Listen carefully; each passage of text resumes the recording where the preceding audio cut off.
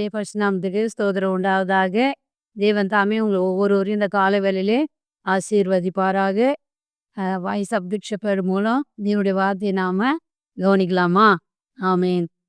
ஸ்தோத்திரம். ஆதியாகமம் 6ஆம் அதிகாரம் 5லிருந்து நம்ம வாசிக்கலாம். ஆண்டவர் சொல்றாரு பாருங்க. மனுஷனுடைய அக்கிரமம் பூமியிலே பெருகினது என்றும் அவன் இருதயத்தின் நினைவுகள் தோற்றமெல்லாம் நித்தமும் பொல்லாதது என்று கர்த்தர் கண்டு தான் பூமியிலே மனுஷனை உண்டாக்கினது. கர்த்தர் என்ன பண்ணாராம்? மனஸ்தாபப்பட்டார்.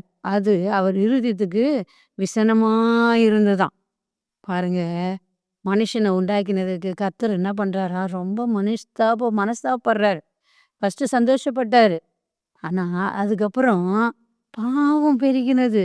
ஆமென். பாவம் பெருகினதுனால பாருங்க, அதில் 1ஆம் வசனத்தில் சொல்லப்பட்டிருக்குது, மனுஷர் பூமியிலே பெருக துவங்கி அவர்கள் குமாரதிகள் பிறந்தபோது தேவகுமாரர் மனுஷகுமாரதிகள் அதிக சௌந்தியம் உள்ளவர்கள் என்று கண்டு அவர்களுக்குள்ளே தங்களுக்குள்ளே பெண்களை தெரிந்து கொண்டார்கள்.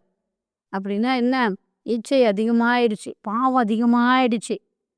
அப்போ ஸ்தோத்திரம், மனுஷனை உண்டாக்கினதுக்கு ஃபர்ஸ்ட் என்ன பண்றாரு? ரொம்ப சந்தோஷப்படுறாரு. ஆனா அவனுடைய பாவம், அக்கிரமம், ஸ்தோத்திரம், தங்கச்சின்னு இல்லாம, அம்மான்னு இல்லாம பாவங்கள் அதிகமா பெருகினதுனால கர்த்தர் ரொம்ப மனஸ்தாபப்பட்டாருங்க. இன்னைக்கு ஸ்தோத்திரம். ஆனா அந்த இடத்துல பாருங்க, ஒரு நல்ல தேவனுடைய பிள்ளையாக நோவா 6ஆம் அதிகாரம் 8ஆம் வசனத்துல நோவாவுக்கு கர்த்தருடைய கண்களில கிருபை கிடைத்தது. நோவாவின் வம்ச வரலாறு. நோவா தன் காலத்தில் இருந்தவர்களுக்குள்ளே நீதிமான், உத்தமன், தேவனோடு சஞ்சரித்து கொண்டிருந்தான். பாருங்க, ஆண்டவர் சாட்சி சொல்றாரு பாருங்க. அவர் நீதிமான், உத்தமன், தேவனோடு சஞ்சரித்து கொண்டிருந்தாரு அப்படின்னு. அந்த பாவ உலகத்துல கூட ஒரு பரிசுத்தவான கர்த்தர் தெரிஞ்சு கொண்டாருங்க. இந்த நாளில ஸ்தோத்திரம், தேவனுடைய பிள்ளைங்க அப்படி இருக்காங்களா? இல்லவே இல்லை. ஸ்தோத்திரம். தேவனுடைய பிள்ளைங்க நல்லா பிரசங்கம் பண்ணுவாங்க. ஸ்தோத்திரம். ஆனா தன் குடும்பத்தை என்ன பண்ண மாட்டாங்க? தன் பிள்ளைங்கள, தன் மனைவியை நேசிக்க மாட்டாங்க. ஆண்டவர் தாமே ஸ்தோத்திரம். அப்படி ஊழியக்காரர்கள் நிறைய அது மாதிரி என்ன பண்றாங்க? இருக்கிறாங்க. உலக இச்சையில, உலக ஆசையில ஸ்தோத்திரம் இருக்கிறாங்க. அதான் ஆண்டவர் சொல்றாரு பாருங்க, வெள்ளையடிக்கப்பட்ட கல்லறைகள் என்று இவர்கள் சொல்லப்பட்டிருக்கிறது. நல்லா பிரசங்கம் பண்ணுவாங்க, நல்லா உபவாசம் போடுவாங்க. ஆனா அவங்களுக்குள்ள என்ன இருக்கும்? பாவம் இருக்குங்க. ஆண்டவர் பாருங்க ஸ்தோத்திரம், இவரை பார்த்து சொல்றாரு பாருங்க, உத்தமன், நீதிமான், தேவனோடு சஞ்சரித்தார். ஆமென். அடுதாமே ஸ்தோத்திரம். இன்னைக்கு ஸ்தோத்திரம், எல்லாரையும் சொல்ல முடியாது. விசுவாசிகள் ஒரு சிலர் இருக்காங்க, ஊழியக்காரர்கள் எல்லாரையும் அப்படி சொல்ல முடியாது. சிலர் பாவத்தில் இருக்கிறாங்க, அவங்களால அது விடவே முடியல. அதனால ஆண்டவர் என்ன பண்றாரு? அழிக்க திட்டமிடுறாரு. நோவாவை கூப்பிட்டு கப்பலை பண்ணு அப்படின்னு சொல்றாரு. பாருங்க ஸ்தோத்திரம். அதில் 7ஆம் அதிகாரம் 1ஆம் வசனத்தில் கூட நீங்கள் பார்க்கும்போது, கர்த்தர் நோவை நோக்கி, நீ உன் வீட்டர் அனைவரும் பேழைக்குள் பிரவேசிகள், இந்த சன்னதியிலே உன்னை எனக்கு முன்பாக நீதிமானா கண்டேன்னு சொல்றாரு பாருங்க. உடனே அப்படியே ஸ்தோத்திரம், அவரை கூப்பிட்டு ஒரு பேழையை உண்டு பண்ண சொல்றாரு. பேழையை உண்டு பண்றாங்க. அப்போ ஸ்தோத்திரம் நல்லா என்ன பண்றாரு? ஸ்தோத்திரம், அவருக்கு மட்டும் கண்களில் கிருபை கிடைச்சிச்சு. யாருக்கு? நோவாவுக்கு மட்டும். அவரை அடிக்காதபடிக்கு அவர் கர்த்தருக்குள் இருந்தபடி அவங்க 3 பிள்ளைங்கள் அவர்கள் என்ன பண்றாங்க? பாதுகாக்கப்படுகிறாங்க பாருங்க. 7:11 நோவாவுக்கு பாருங்க ஸ்தோத்திரம். 7 7ஆம் அதிகாரத்தில் 11 நீங்கள் வாசிப்போம். நோவாவுக்கு 600 வயதாகும் வருஷம் 2ஆம் மாதம் 11ஆம் தேதி தேவனாகிய அந்நாளிலே மகா ஆழத்தின் ஊற்றுகள் எல்லாம் பிளந்தது, வானத்தின் மதகுகள் எல்லாம் திறந்தது.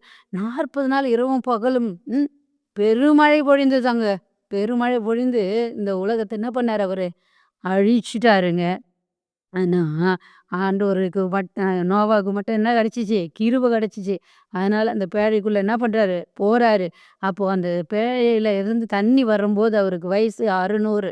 அதுக்கப்புறமா 601 வயசுல அந்த எல்லாம் உலகத்தெல்லாம் அழிச்சிடுறாரு. அரரத் மலையில போயிட்டு அந்த கப்பல் என்ன பண்ணிடுது? தங்கிடுதுங்க. தங்கிட்ட பிறகு பாருங்க ஸ்தோத்திரம், அந்த மலையில தங்கிடுது. 40 நாள் தொடர்ந்து அந்த மழை என்ன பண்ணிட்டு பேஞ்சிக்கிட்டே இருந்துச்சுங்க. ஆமேன். அவருக்கு 3 பிள்ளைகள் இருந்தாங்கங்க. ஆமேன். ஸ்தோத்திரம். அ அந்த அவருக்கு எத்தனை பிள்ளைங்க? சேம், காம், யாபேத் என 3 குமாரர்கள் இருந்தார்கள். அவங்க கர்த்தருக்கு கீழ்ப்படிஞ்ச பிறகுனால, அவரோட அப்பா சொல் பேச்சு கேட்டு வந்தாங்க. அதனால அவங்க உயிர் காக்கப்பட்டுச்சு. அவங்க மனைவி, அவங்க 8 பேர் பேழைக்குள்ள இருந்ததாக வேதம் சொல்லப்பட்டிருக்கிறது. பாருங்க ஸ்தோத்திரம். மலையின் மேல ஸ்தோத்திரம் 7ஆம் அதிகாரம் 20ஆம் வசனத்துல, மலையின் மேல 15 முழம் அந்த தண்ணி பெருகி இருந்துச்சாங்க பாருங்க. அப்பலாம் எந்த கண்டுபிடிப்பு இருந்துச்சு? இப்பலாம் கண்டுபிடிக்க இருக்குது. ஆனா அதில பாருங்க ஸ்தோத்திரம் 7ஆம் அதிகாரம் 20ஆம் வசனத்தில 15 முழம் மேல மலைக்கு மேல தண்ணி இருந்துச்சாம். அப்பயே விஞ்ஞானியா இருந்திருக்கிறார். கர்த்தர் அவரோட கூட பேசியிருக்கிறாரு. கண்டுபிடிச்சிருக்கிறாங்க. இப்ப கண்டுபிடிக்கிறதுலாம் உயிருக்கு ஆபத்தாகுது, மனுஷனுக்கு ஆபத்தாகுது.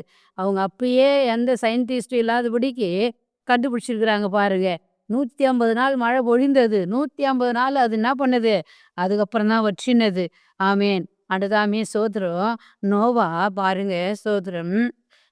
அவரு அவருடைய வயசு 950 வருஷம் உயிரோடு இருந்து ஆண்டவரோடு சஞ்சரித்தாருங்க. இன்னைக்கு ஸ்தோத்திரம். இன்னைக்கு தேவனுடைய பிள்ளைகளே, உங்க இஷ்டத்துக்கு வாழாதீங்க. ஆண்டவர் பிரியமா இருங்க. அவரு பாருங்க ஸ்தோத்திரம். அதுக்கப்புறம் 9:11 சொல்றாரு, "ஜலத்தினால் நான் அழிக்க மாட்டேன்" என்று கர்த்தர் நோவா கிட்ட உடன்படிக்கை பண்றாரு. இப்போ ஜலத்தினால அழிக்க மாட்டார். நெருப்புனால அழிக்க போறாரு. அவர் உடன்படிக்கை பண்ணிட்டாரு. இன்னைக்கு நீயும் அருமையான தேவனுடைய பிள்ளைகளே, ஆண்டதாமே ஆண்டவர் பிரியமா இருந்தா உங்களோடு கூட பேசுவாரு. ஆண்டவர் பிரியம் இல்லைன்னு வச்சுக்கோ, உங்களோட கூட பேச மாட்டாரு. தயவுசெய்து அருமையான சகோதரரே, சகோதரிகளே, தேவனுடைய பணியை செய்கிற ஊழியக்காரர்களே, ஊழியக்காரர்களே, கர்த்தருக்கு பிரியமா நடங்க. அவங்க பிரியமா இல்லாதனால அந்த மக்கள் அழித்தார். நோவா மட்டும் கர்த்தருக்கு பிரியமா இருந்ததுனால அழிக்காதபடி காத்தார். அவங்க பிள்ளைகள் அழிக்காதபடி காத்தார். நீ உன் பிள்ளைகள அழிக்கக்கூடாது. நல்லா இருக்கணும்னா கர்த்தருக்கு பிரியமா இருங்க. கர்த்தர் உங்கள ஆசீர்வதிப்பாராக.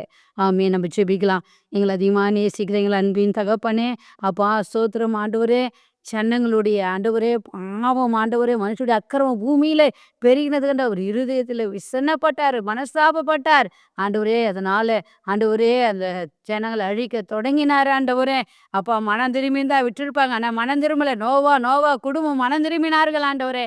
அழிக்காதபடி காத்தீங்க. இப்ப அக்னியினால் அழிக்க போகிறீங்க ஆண்டவரே.